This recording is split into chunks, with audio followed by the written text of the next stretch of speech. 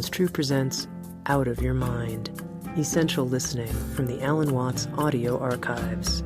Session 3, The Web of Life with Alan Watts.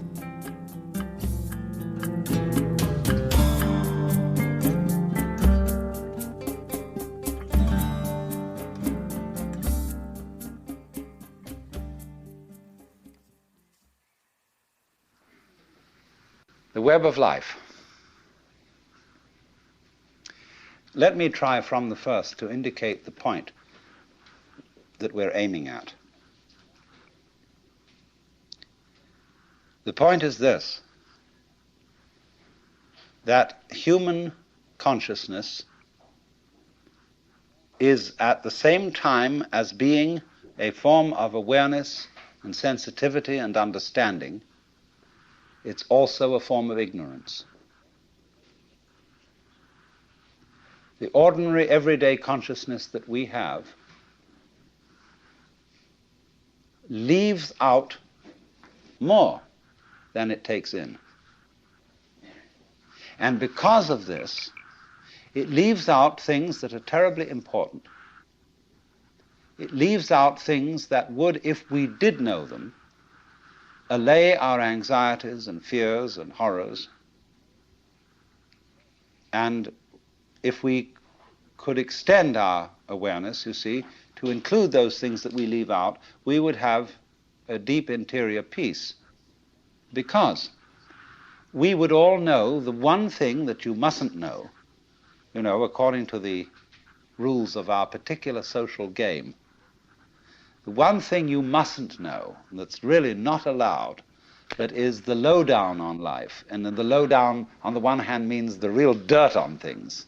But the lowdown is also what is profound, what is mysterious, what is in the depths. And there's something left out.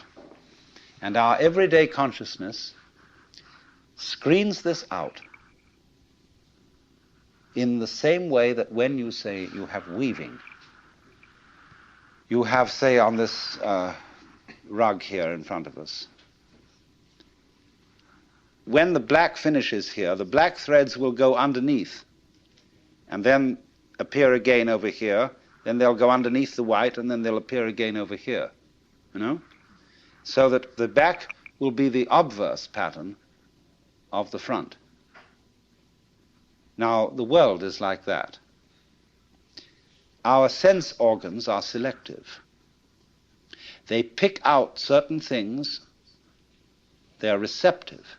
For example, we have a small, small band of what you might call a spectrum of light, of sound, of tactile sensation, and so on, to which the human organism is sensitive. But we know that outside that small band, there is a huge range of vibrations to which we have built instruments that are sensitive. Things like cosmic rays, ultraviolet rays, gamma rays, hard X-rays, so on. They're all outside the band of our spectrum. And obviously, there are things that are outside the range of our instruments. We may build new instruments someday which will bring into our consciousness other orders of vibration altogether. But yet, as yet, we don't know about them. So you could imagine, you see, the universe is a vast, vast system of vibrations and has infinite possibilities. All these vibrations, are like the strings on a harp. And the harps that the angels are supposed to play in heaven are really this huge possibility. See, when you play the harp, you select strings. You don't play all the strings. It's stupid to just run your finger along the whole edge of the harp, back and forth, and go. What you do is you pick out with your fingers, select, just like on the piano. You don't go brrrm. You pick out certain notes, and these make the patterns.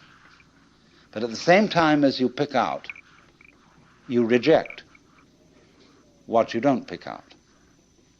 But it's all there, constituting a fundamental continuity, the kind of continuity of the thread as they go to the back of the woven material and make up the obverse of the pattern that's on the front.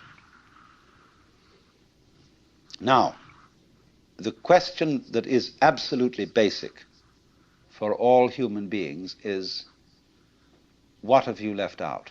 You see?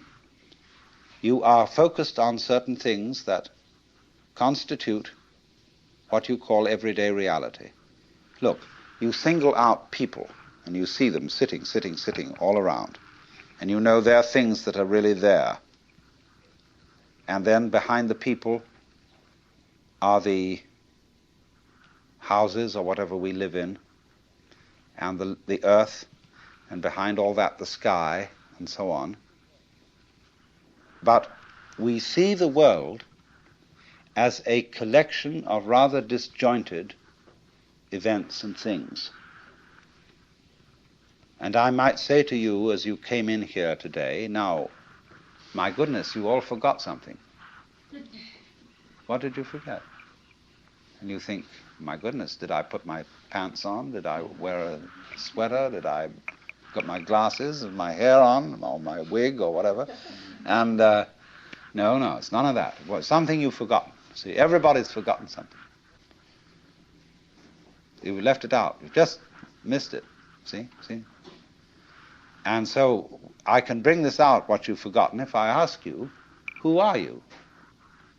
Well, you say, I'm Paul Jones, or whatever your name happens to be. I say, oh, no, don't give me that stuff. Who are you really? And you think, whoa, of course I'm just me. No, don't give me that. I don't want to hear all that nonsense. You're playing a trick on me. Really, deep down, who are you? I don't know. Well, that's the thing to find out. That's the thing that's been forgotten. See, that's the underside of the tapestry, the thing that's been left out.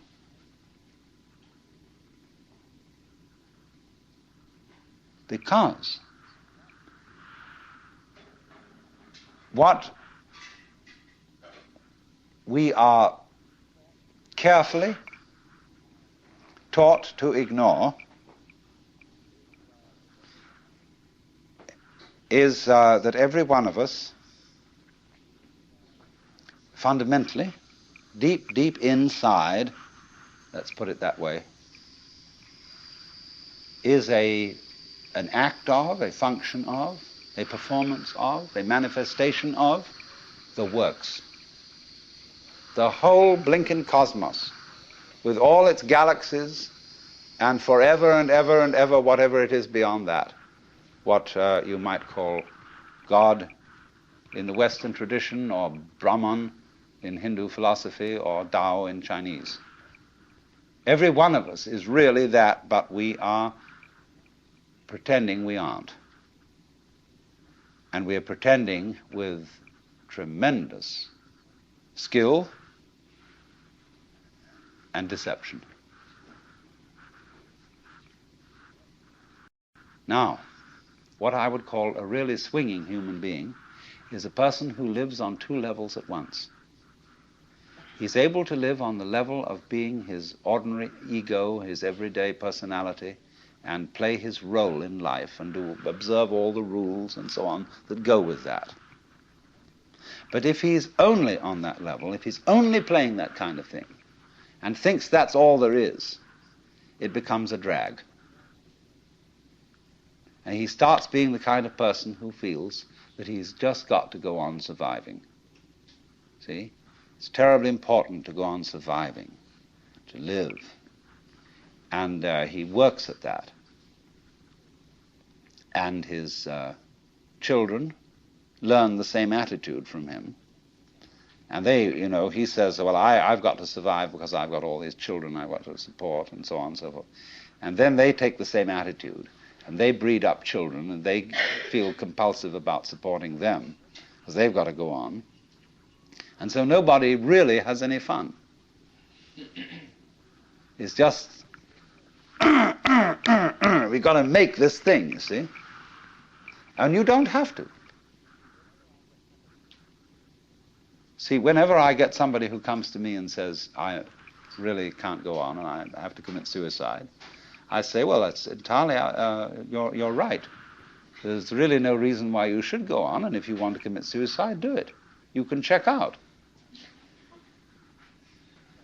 Of course, this reduces anxiety. When they feel free to commit suicide, they don't really have to commit suicide so much. You know, you can commit partial suicide.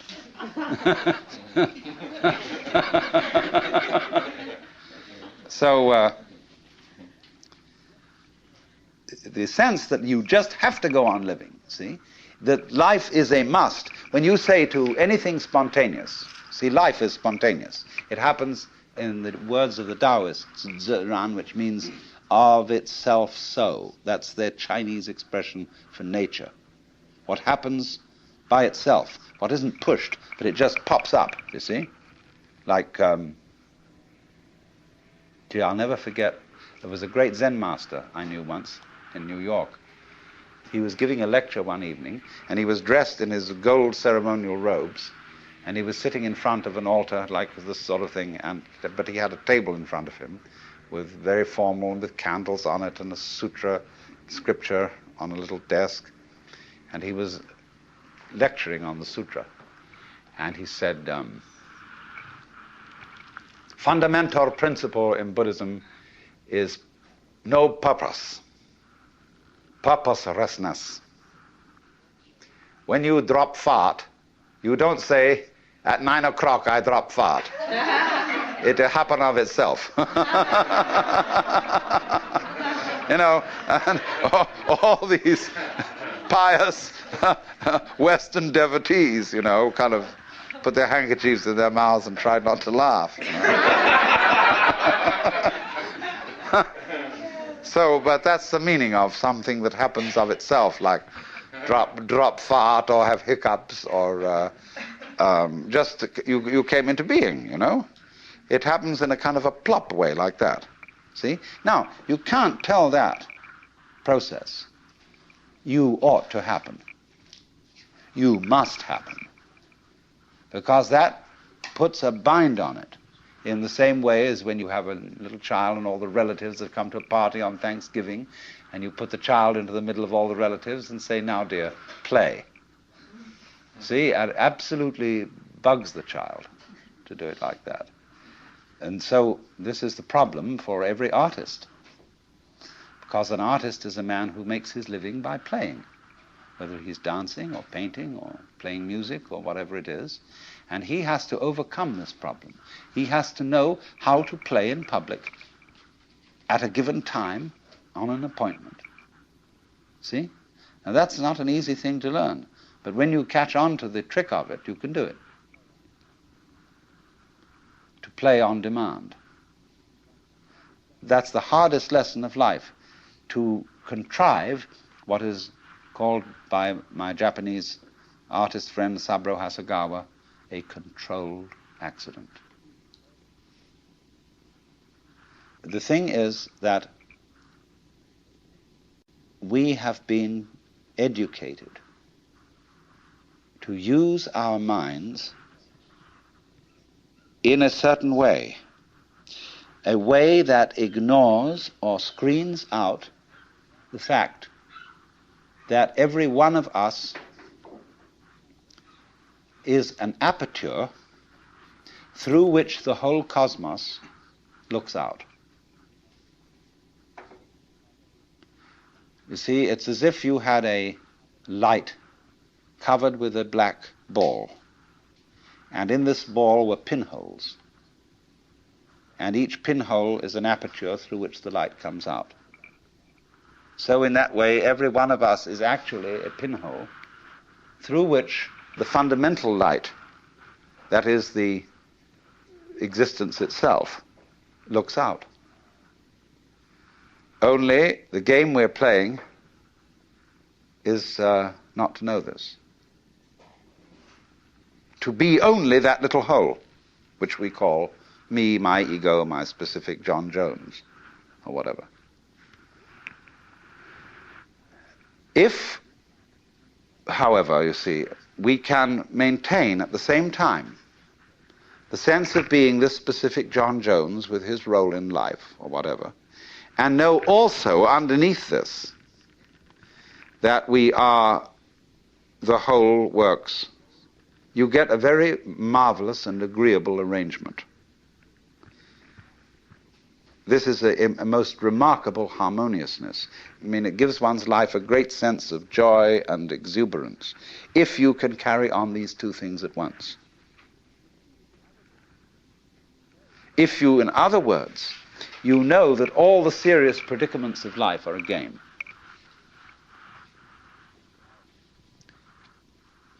Now, I want to put it two ways. I'm not saying that it's a bad thing, something to be condemned, to take your own individual life seriously, in dead earnest, and to have all the problems that go with that. Do you understand that being that way, that being a real mixed-up human being, is a manifestation of nature that is something just like the patterns on the waves out here, or like a seashell. You know, we pick up shells. I always keep one around for sort of an example for many things, and say, my goodness, isn't that gorgeous? There's not an aesthetic fault in it anywhere. It's absolutely perfect. Now, I wonder if these fish look at each other's shells and say, don't you think she's kind of fat?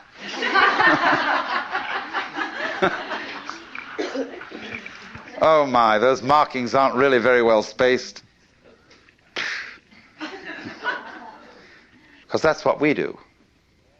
See, we don't realize that all of us, in our various goings-on and behavior and so on, are just as more marvelous, much more complicated, much more interesting.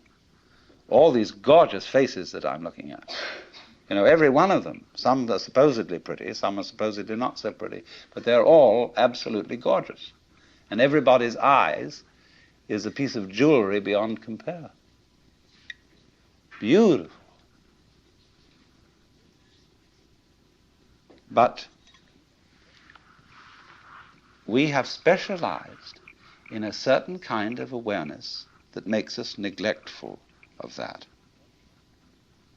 You see, we specialize in more or less briefly concentrated, pinpoint attention. We look at this and we look at that. And we select from all the things we might possibly be aware of only certain things.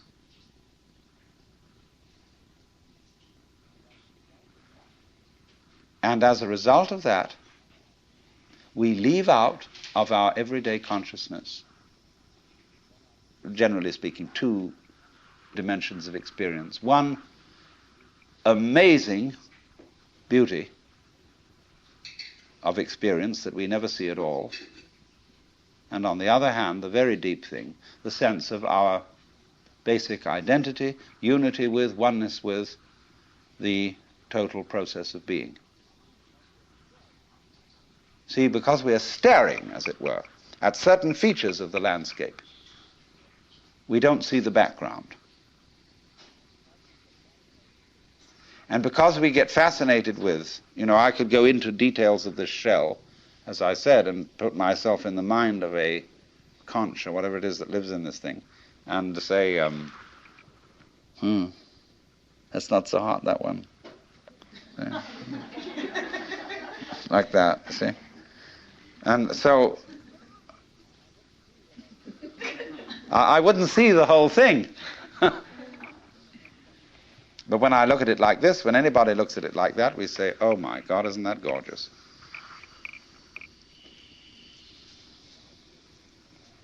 Another way of talking about the web is that there are different levels of magnification. For example, supposing you take a piece of embroidery And here it is, obviously in front of you, an ordered and beautiful object. And then you take out a microscope and you look at the individual threads.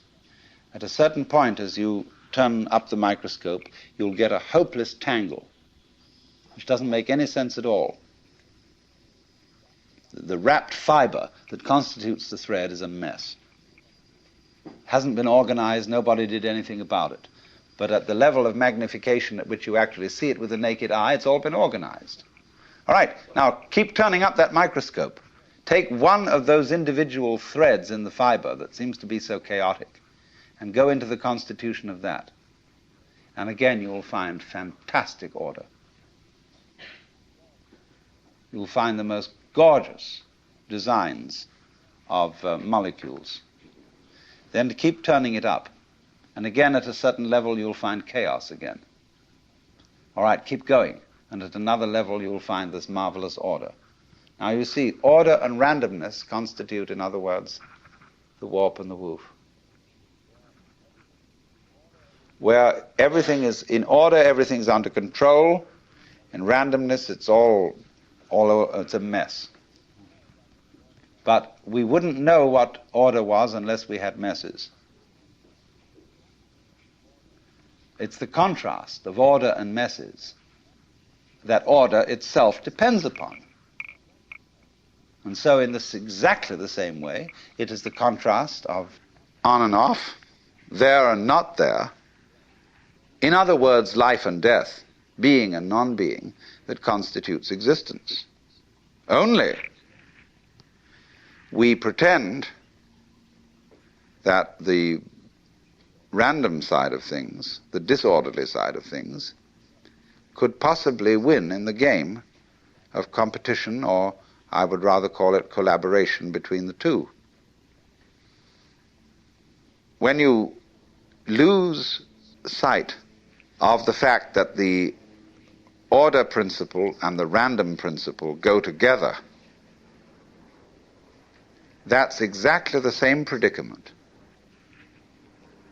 as losing sight of the fact that all individually delineated things and beings are connected underneath. You know, just like mountains stick out of the earth and there's a fundamental earth underneath them, so all of us as different things, we stick out of reality and there's a continuity underneath, but you ignore that, you see. That's the thing that's left out. See, I'm just giving you many examples of the same principle. But really, deep down, we are, each one of us, everything that there is. Doing it this way, and then again that way, and then again another way, and that's what it keeps up doing forever and ever. Only, it has holidays, which are called deaths. You know, in the story of the creation of the world in the Bible, God works for 7 days and rests the seventh. It's necessary to have a holiday. Holiday is holy day. And the Sabbath, for the Jews, is Saturday, for the Christians is Sunday, because Saturday is the last day of the week, but Sunday is the first day of the week. And it's a slight difference of alteration between a Jewish temperament and a Christian temperament. Some people like to take the holiday and then do the work. Other people like to do the work and then take the holiday. And since the Jews do the work first and then take the holiday, they're always a little up on the Christians in business.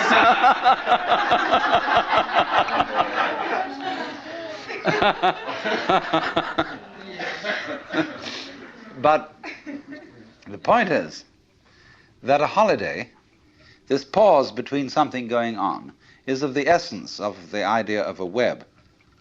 For example, there's a famous Irishman who's supposed to have described a net as a lot of holes tied together with string. So the holes are very, very important. And these are the holy days. You see, the holes. This all goes together. So there must be that interval. And it exists on all kinds of levels. It isn't simply that there is, for example, a sound that is sounded is a vibration, and the sound goes on and off. Everything that we call sound is sound silence. There is no such thing as pure sound. You couldn't hear it. What you hear is that tap, tap, tap, tap, tap, tap, tap, tap, tap, tap against the eardrum. But it happens very fast, so that you get more of an impression of sound than you do of silence. But between every little undulation of sound, there is also an interval. When you listen to music, you hear a melody.